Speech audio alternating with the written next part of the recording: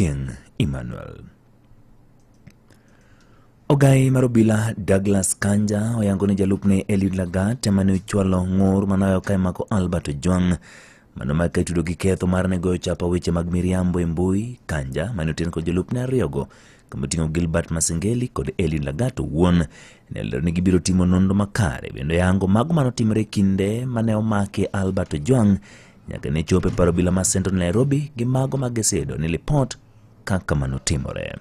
Albert Ojwang was arrested in Homa Bay County by DCI detectives for the offense of false publication. Records indicate that he was transported to Nairobi, where he was questioned by officers from the DCI headquarters on Saturday. He was later booked at the Central Police Station at occurrence book number 136/7/6/2025 at 21:35 hours. During a routine cell inspection, Ojwang was found unconscious. He was immediately rushed to Bagathi Hospital for treatment, as documented at occurrence book number 9/08/06 of 2025 at 01:39 hours.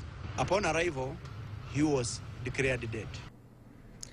Kanja ne oyango ni duol mochune rango chenro mag apisas mag Obila osekawo okang' mar timo nonro kendo okang' mag kawo mar bende chungo tich moko apisas mag Obila mane nitiere kinde mayange ni Albert Ojwang ne owite ngimane.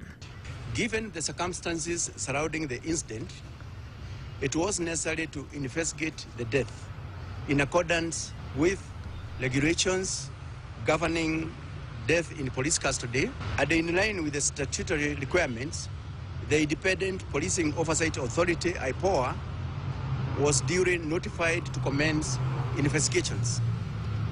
Additionally, to ensure a thorough, impartial, and expeditious investigations by the Independent Policing Oversight Authority, I ordered the interdiction of the following officers with immediate effects.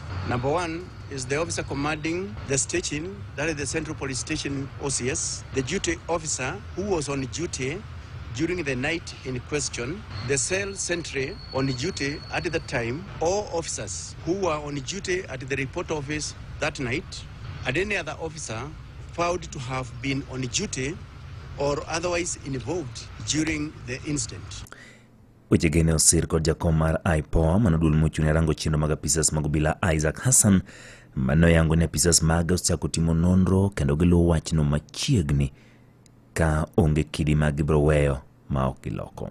Just to confirm that we have received the information about the death from the IG and we have commenced our investigations in accordance with the law, and we want to assure I watched the Ojwang on TV crying. Any parent will feel the same pain when you have lost your son.